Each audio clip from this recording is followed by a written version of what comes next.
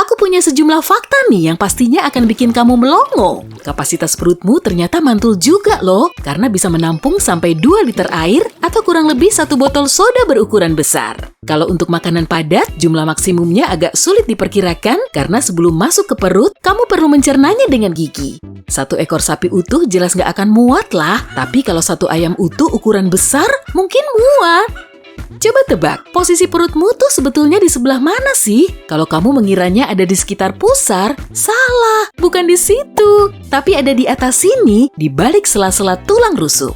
Ilmuwan meyakini usus buntu lama-lama juga akan hilang. Fungsi aslinya memang belum diketahui pasti, tapi sebagian peneliti mengklaim organ ini membantu nenek moyang kita mencerna kulit pohon. Sekarang ini, menu makanan sehari-hari kita sudah berubah, jadi usus buntu tidak diperlukan lagi. Bahkan bisa dihilangkan dari tubuh kita tanpa menimbulkan efek yang berarti.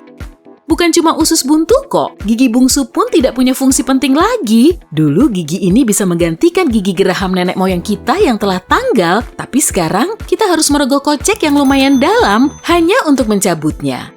Hampir sekujur tubuh kita tertutup oleh rambut, termasuk area pusar. Rambut ini berfungsi untuk menangkap serat kain. Nggak percaya? Ya udah, cek sendiri aja kalau gitu.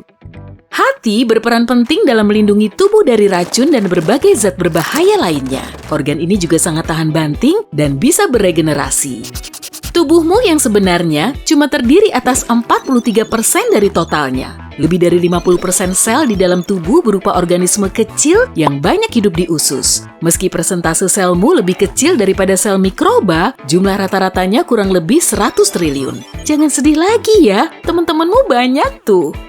Ada yang seru lagi nih, genmu sendiri tidak sampai setengah dari seluruh gen yang ada di tubuhmu. Kalau kamu menghitung semua gen dari mikroba di tubuhmu, jumlah totalnya sekitar 2-20 juta.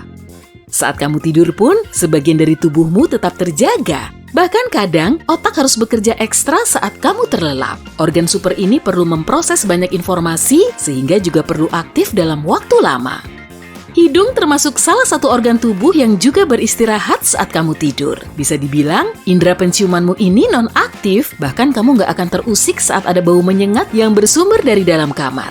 Nah, rajin-rajin bersihkan kamarmu ya. Rupanya kita sering menganggap remeh indera penciuman kita ini, padahal tanpanya, makanan akan terasa hambar.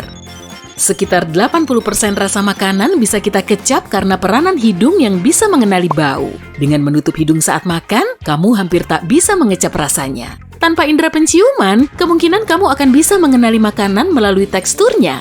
Jadi, bawang bombay dan apel segar kemungkinan akan terasa sama. Para ilmuwan pernah meyakini kita bisa membedakan sampai 10.000 bau, tapi anggapan ini keliru. Penelitian terbaru membuktikan manusia mampu membedakan lebih dari 1 triliun bau. Ingatan kita terhadap bau juga lebih tajam, bahkan bau juga bisa loh membangkitkan kenangan lama. Hidung tidak cuma membantumu bernafas dan menangkap bau, tapi juga menyaring udara sebelum dialirkan menuju tenggorokan dan paru-paru yang memang sensitif. Kalau kita menghirup udara kering, hidung akan melembabkan, mendinginkan, dan memanaskannya.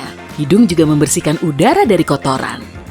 Seiring bertambahnya usia, ukuran otakmu akan mengecil. Pada umur 75 tahun, otakmu jauh lebih kecil dibanding saat kamu berumur 30 dan penyusutannya dimulai pada umur 40.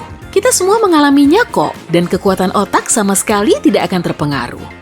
Otak kita cuma bisa menyimpan 7 bit data dalam memori jangka pendeknya. Udah, nggak perlu membandingkan kapasitas otakmu dengan ponsel jadulmu 15 tahun lalu kok. Kamu sendiri masih kesulitan menghafal nomor ponsel kan? Cara kerja ingatan jangka pendek kita mirip seperti papan tulis. Kita bisa menulis sejumlah informasi, tapi lama-lama ruang yang tersisa akan habis juga. Untuk mengecek kapasitas memori kerjamu, coba deh lakukan tes ini. Minta temanmu untuk menulis dan membacakan daftar 10 kata. Kebanyakan orang paling banyak mengingat 7 kata dari daftar ini. Kamu sangat memerlukan RAM atau memori kerja untuk melakukan hampir semua aktivitas harianmu, termasuk saat ngobrol biasa, internetan, atau bermain-main bersama anak bulmu.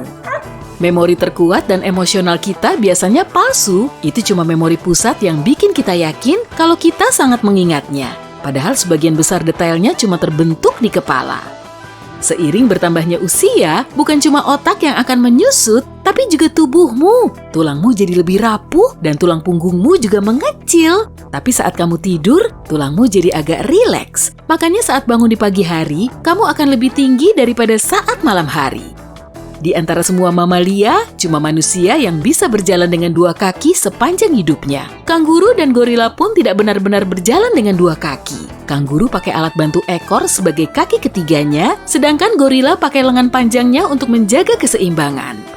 Tulangmu juga berperan dalam metabolisme, sebagian besarnya terdiri dari kalsium.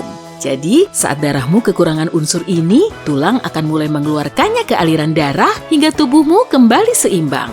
Reaksi sebaliknya juga berlaku saat darah kebanyakan kalsium, tulang akan menyimpannya sebagai unsur cadangan.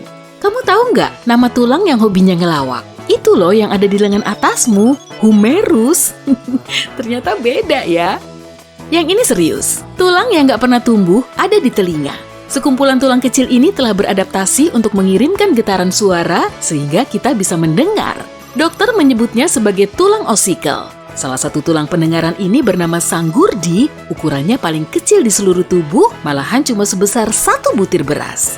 Tinggi badan, bentuk tubuh, dan warna kulit kita sangat dipengaruhi oleh tempat tinggal nenek moyang kita, tapi kita bisa beradaptasi dengan kondisi baru selama seumur hidup. Misalnya saja, kalau kamu pindah dari dataran rendah ke pegunungan, sel darah merahmu akan bertambah untuk mengimbangi kurangnya oksigen. Nah, kalau kamu pindah dari tempat yang beriklim dingin menuju tempat yang lebih panas, kulitmu akan menjadi lebih gelap untuk beradaptasi. Rentang hidup kita diprogram di dalam sel. Sel terus beregenerasi dan membelah diri. Meski begitu, sel punya pengatur waktu internal yang akhirnya juga akan berhenti. Sejumlah sel juga akan menghentikan aktivitas reproduksinya lebih cepat dari sel lain. Rata-rata, sel berhenti membelah diri saat kita berumur 100 tahun. Dengan kata lain, kalau pengatur waktu pada sel ini dinonaktifkan, kemungkinan kita akan bisa hidup selamanya. Udah, jangan terlalu sinis dengan lemak di tubuhmu lah. Peranannya juga penting loh. Bisa sebagai bahan insulasi, cadangan energi, dan peredam kejut. Tubuhmu mengirimkan paling banyak lemak ke area pinggang karena disitulah letak organ dalammu. Kalau kamu mengalami hal-hal yang kurang diinginkan, lapisan lemak ini bisa melindungi organ vitalmu dari kerusakan fatal. Oke, kembali lagi ke kepala. Tengkorakmu tidak cuma terdiri dari 1 tulang, tapi ada 28 dan banyak di antaranya saling menyatu untuk melindungi otak. Mandibula atau rahang bawah adalah satu-satunya tulang tengkorak yang tidak melekat ke tulang lain di sekitarnya.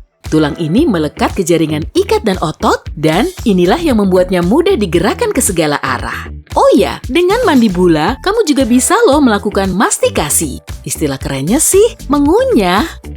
Otot terkuat di tubuhmu tidak ada di bagian lengan atau kaki, justru ada di kepala. Masseter adalah otot utama yang bertugas untuk mengunyah. Otot ini harus menjadi yang terkuat agar kamu bisa makan dengan normal. Coba tebak deh, otot apa yang bisa menggerakkan telinga? Temporalis dong, letaknya ada di atas pelipis. Otot ini juga membantumu mengunyah makanan. Kita juga punya 2 otot super cepat yang mengontrol gerakan menutup kelopak mata. Gerakannya bahkan paling ngebut, mata kita sangat rapuh dan butuh perlindungan, jadi refleks yang melindunginya harus secepat kilat. Otot ini bisa menutup kelopak mata dalam waktu kurang dari 1/10 detik. Mereka yang jempol tangannya bersendi ganda bisa menekuknya ke belakang. Memang kelihatannya agak nyeremin ya, dan cuma segelintir orang yang punya fitur ini. Bagi kebanyakan orang, menekuknya begini akan terasa ngilu, tapi mereka yang punya keunikan ini sama sekali nggak merasa kesakitan. Kita cuma mengenali warna ungu biru, hijau kuning, dan kuning merah. Warna lain hanyalah kombinasi dari ketiganya. Jumlah kombinasi warna yang bisa kita lihat tidak akan bisa dihitung karena setiap orang punya penglihatan yang berbeda-beda. Tapi rata-ratanya sekitar 1 juta kombinasi. Tatap mata saya. Jangan deh, ntar kepincut lagi.